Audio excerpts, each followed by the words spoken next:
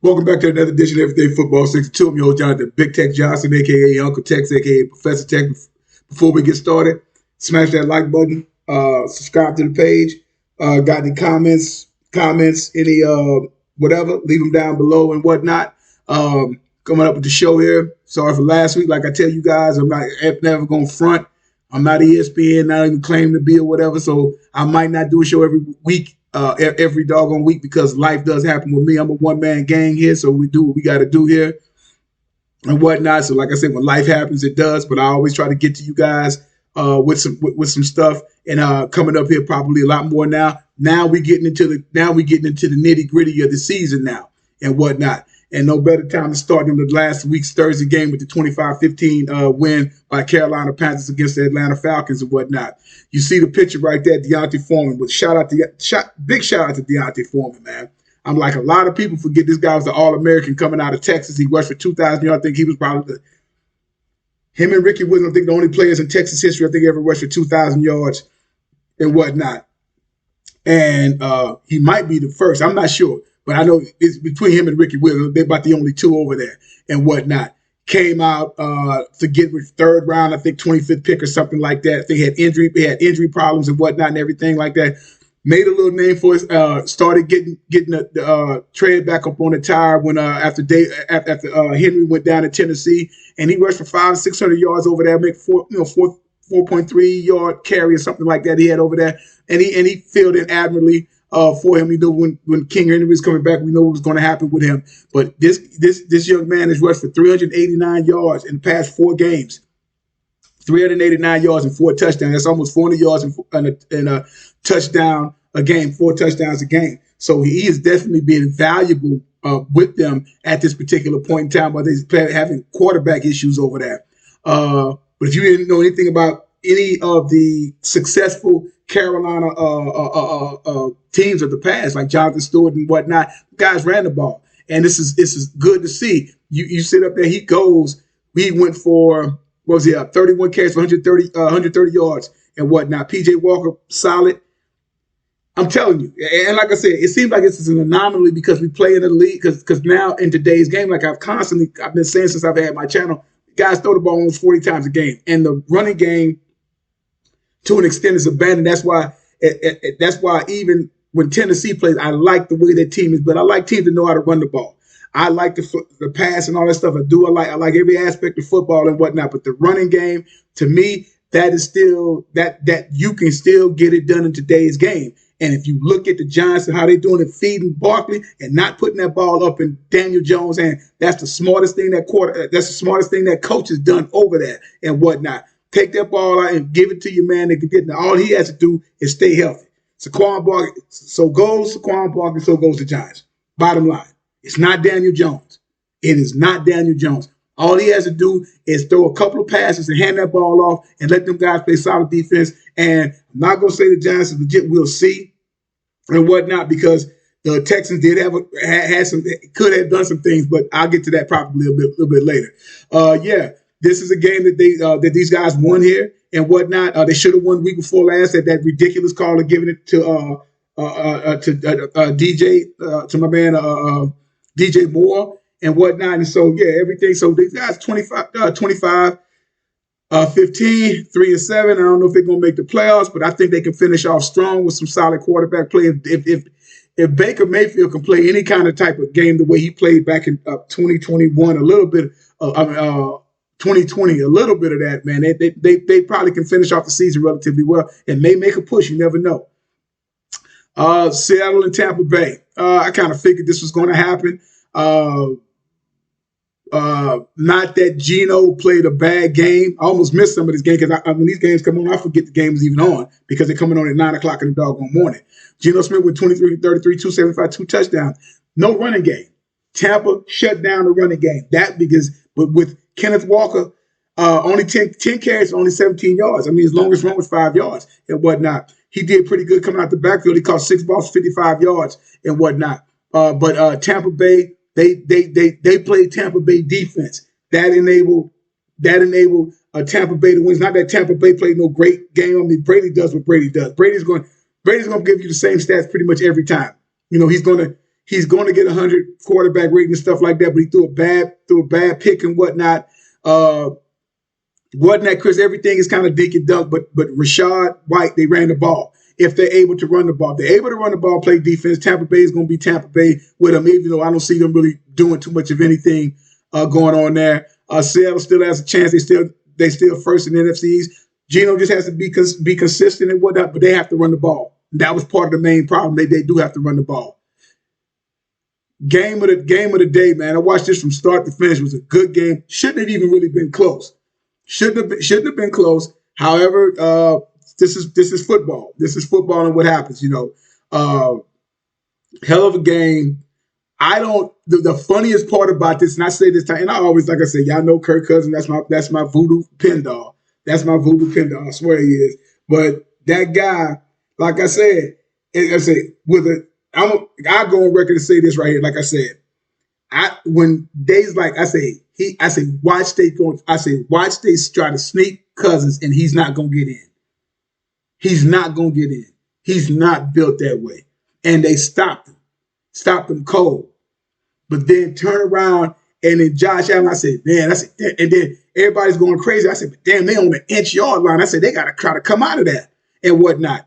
And there it is, the exchange. Josh Allen, and I've said this. You guys go back and look at some of the things I said about Josh Allen. Very good quarterback. I like his game. But when Josh Allen gets a little bit hyper and whatnot, and things are not that smooth or whatever, Josh Allen would make mistakes. He threw 2 picks to the closer, Peterson, especially that last one. Fumbled the ball.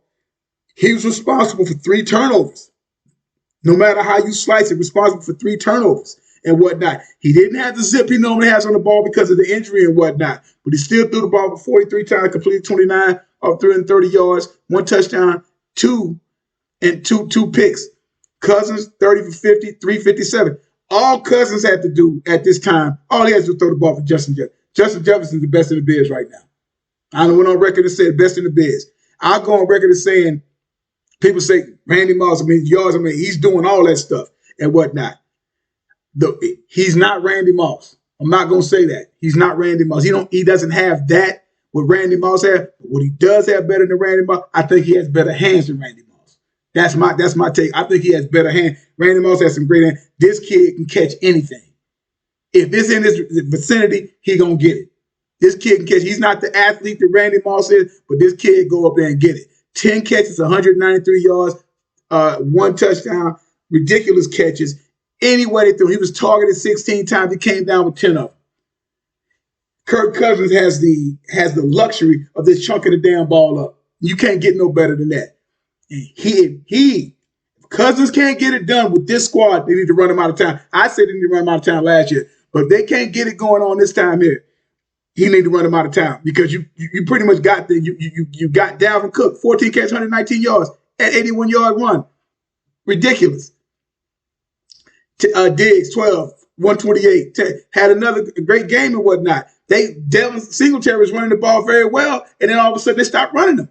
I say, how do you abandon the run? And you look at, they had an opportunity to blow this game out, and they let it go. They let it go. And like I said, now Buffalo is not looking like the team. I'm saying they can still run it, but I'm like, they got to do some soul searching, and Allen has to calm it down. Detroit 31-30. Man, it's hated to see this with Fields. Fields, man, and Cam Newton's already talking about Fields when he's coming out of high school and whatnot. 12 for 20, 167, 2 touchdowns. Then he rushes for 147 yards on 13 totes on 2 touchdowns. But again, man, you got to play defense. This team, if they have 2 solid runners with David Montgomery and Khalil Herbert, and you got Fields, if their defense can get something going on. You went out and got Chase Claypool. He was talking a lot of mess on an I am athlete. Like, oh, I'm one of the best. I want to see it. I need to see it right now. I need to see it, homeboy. And they need playmakers over there to help that kid out. But Detroit was being in a lot of games. They closed this one out. And Amon-Ra St. Brown, my man is a baller. He's coming up there. Golf was solid and everything. They ran the ball relatively somewhat decent, kept the ball sort of on the ground. We're close to 30 some odd carries and whatnot, close to 100 and some odd yards just to get it done, man. And it's like that missed field goal with them that hurt them. But they're letting Fields do what he needs to do, and that's refreshing to see. You got to let the kid play his game. You can't put the shackles on him like they did for all these years with a lot of different quarterbacks. 17-10 Tennessee over Denver. 6-3, they first in the AFC's out. Tannehill comes back, 2 touchdowns. He don't have to do a lot of work and whatnot because you got King Henry there. But he played solid, 19-36, 255 yards, 2 touchdowns. Russell Wilson went 21-42, 286, one touchdown, 1 pick. They were moving the ball and could have got down there to tie this game up. Penalties, then all of a sudden sack, fumble, just everything just start falling apart. That team is not a good team. And everybody tried to get all this crap on Russell Wilson. Like I said a couple of weeks ago, can you please show me what did Denver even have, and what makes you think Russell Wilson's the missing piece, and that's all we need. They were terrible last year. Again, have not been to the playoffs since 2016. Now let that sink in for a little bit. You think this man gonna come in and do what? Now people say, well, Tom Brady. No. That Tampa Bay team was good. Jameis caused them a lot of games, unfortunately.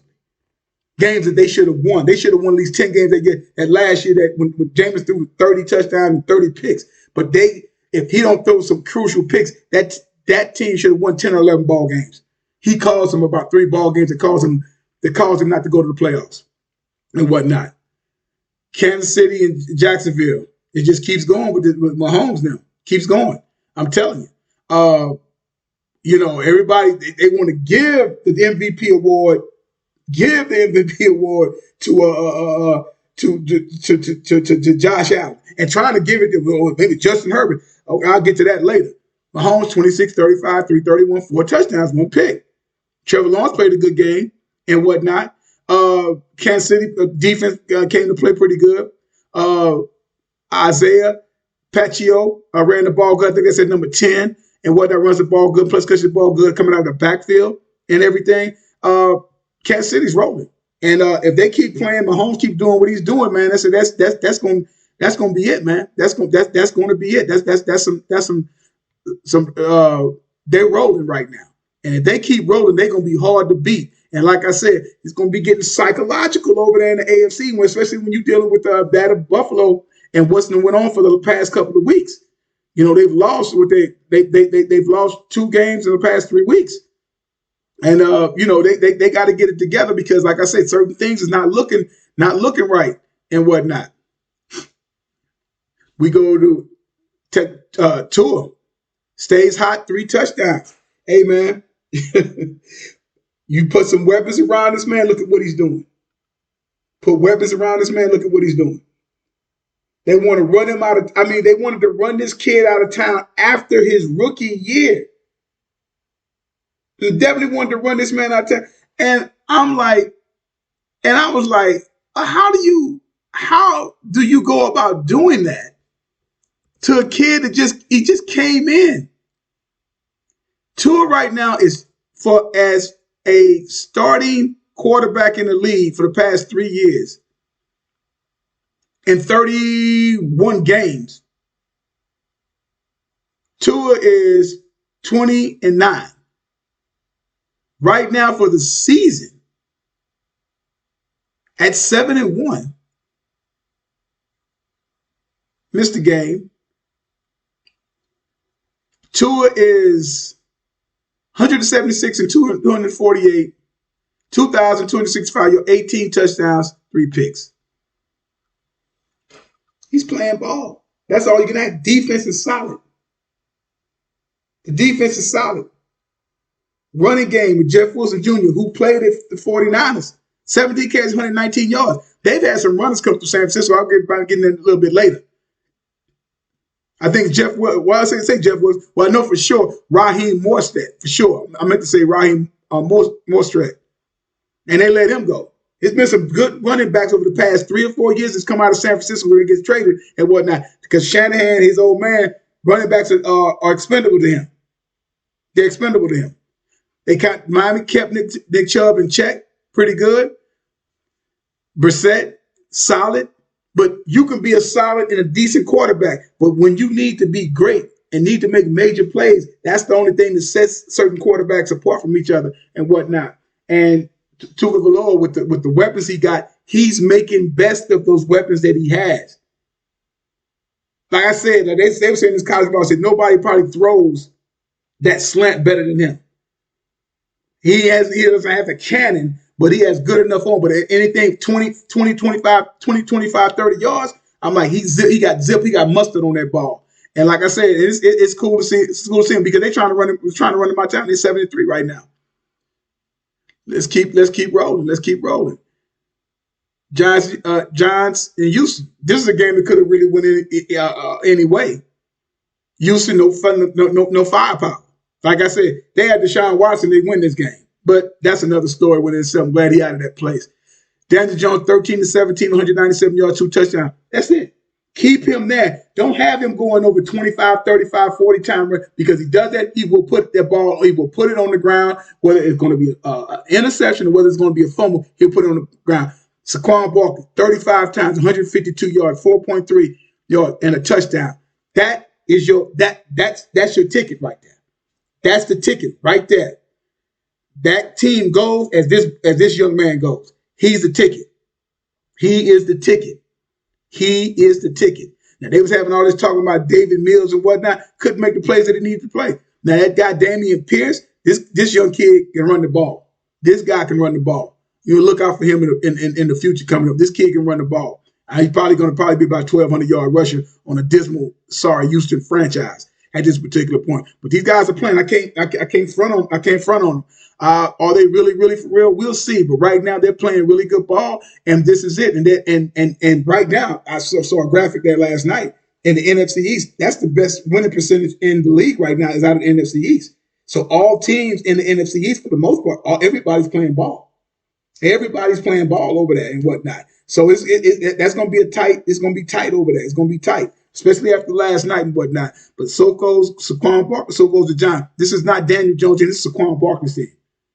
And that's what needs to go down. And I'm like I said, you look at him in the last couple of years trying to throw him 35, 40 times a game. They ain't winning no ball games. Little bit of that and giving that ball more to Saquon Barkley. Now, he just has to stay healthy. That's the key of being a workhorse. Pittsburgh and New Orleans, 2010. Watt comes back. Watt fuels Steelers to a 2010 win over the shaky Saints. Saints ain't really much to say there until they get their quarterback situation. You just don't know what you're going to get with Andy Dalton. And that's basically been his whole career. You just don't know what you're going to get with that guy.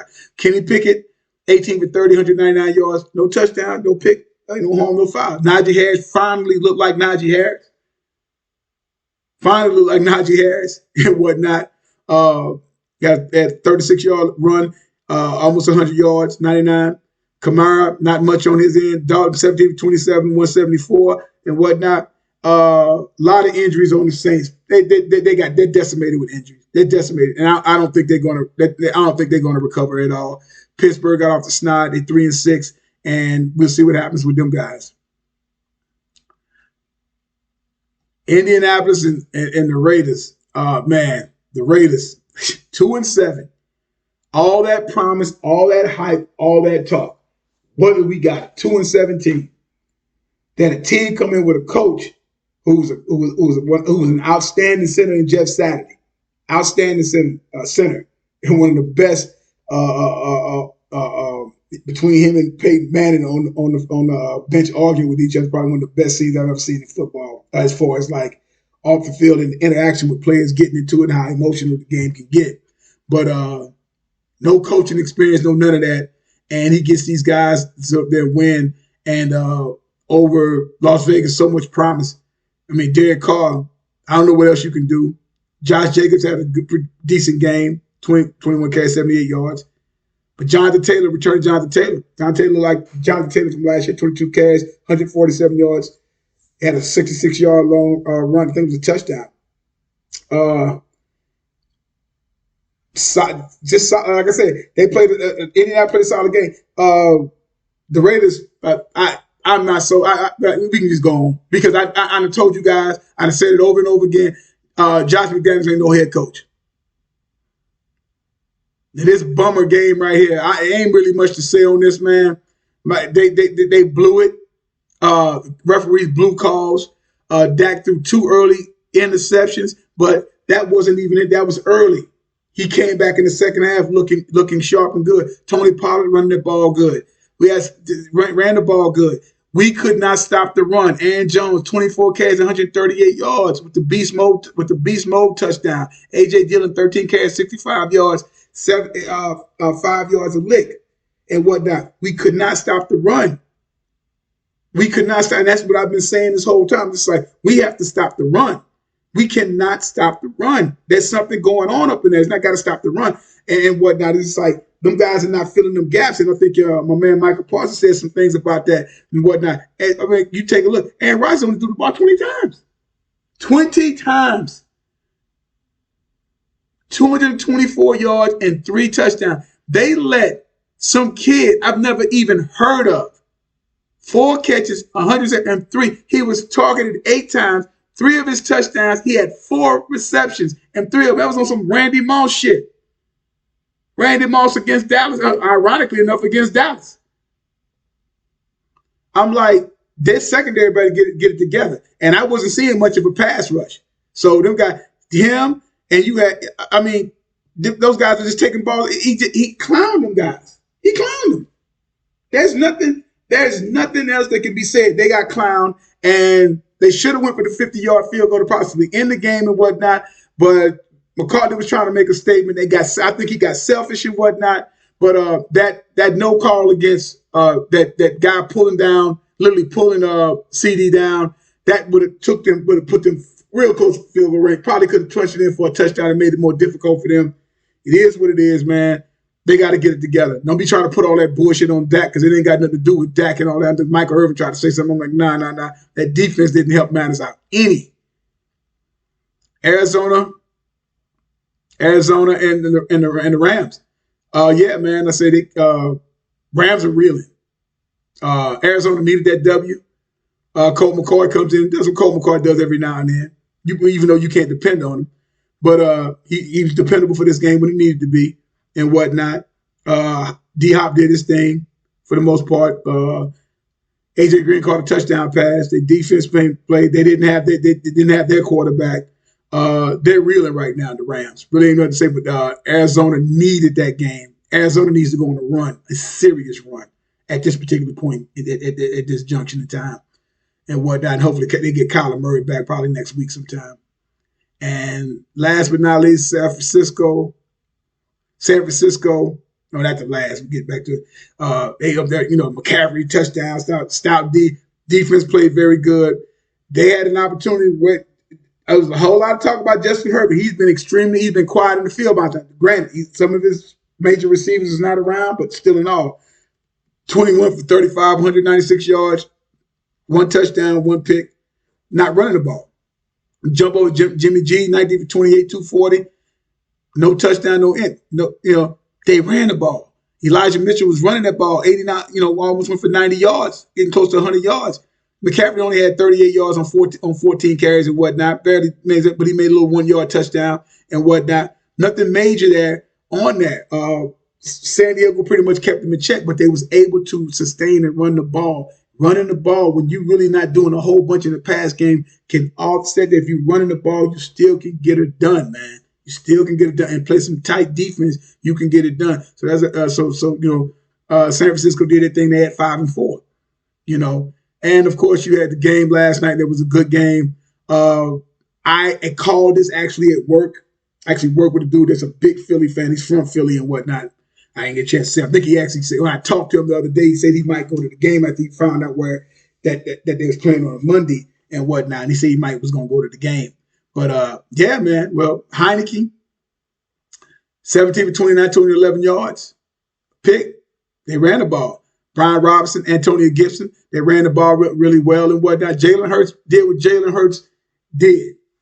But the play of the game, they say that defensive that I go on the record. I say I really do like their defensive front. That defensive front, man, of the Commanders of Skins. Say what you want to say. Jonathan Allen from right up the street here. Deron Payne, Montez Sweet, and whatnot. Them guys are forced, and then they get Chase Young back. Guys are scary. That's what keeps them in any kind of game. That's what keeps them in any game. But again, quarterback is their Achilles heel. Taylor Heinicke is a mixture between Tony Romo and Brett Favre. The only difference between it, he can't sustain it. He can only sustain it. He can give you 4 or 5 games. He has to learn to be able to win. He has to at least win 7, 8 games with him not making plays. He has part of that. But he will make a mistake. And he got bailed out. His defense bailed him out with that long pass that Jalen Hurts threw to my man. And unfortunately, unfortunately for him, he messed around and he lost a doggone fumble. And they turned the ball over 3 times. They turned the ball over. They turned the ball over 3 times. Quez Watkins, that big long pass. I think that was him, if I'm not mistaken. Him, Goddard, Devonta Smith, 3 times. They turned the ball 3, 4. They turned the ball over 4 times. They came in with the first 9 weeks of the season. They only turned the ball over 3 times. They turned the ball over 4 times. And that was the score right there because Devonta Smith tried that lateral stuff and fumbled the ball and whatnot. And that's why the score is what the score was. And that was a good game and whatnot. But Jalen Hurts is a player. You're trying to run him out of town. He got to do this. He got to do that. So like I say, man, that's my roundup on this past week. I guess it's considered week 9, I suppose, or whatever. And man, getting ready to go into week 10. Or if this is not considered week 10, week 11, whatever week it is and whatnot. But man. But might come back and do some stuff later on this week and whatnot. Going into might do a little thing on tour. I'll probably be doing that, a little special on him and whatnot, and what he's been able to accomplish and whatnot. So like I tell you guys all the time, man, there's no GOAT, there's no greatest of all time. Numbers time still going on. And like I tell you guys all the time, numbers don't lie and get emotional. People do. And like I said, now we getting into the nitty gritty. And this is what I'm talking about. You guys have a good one. Talk to you later.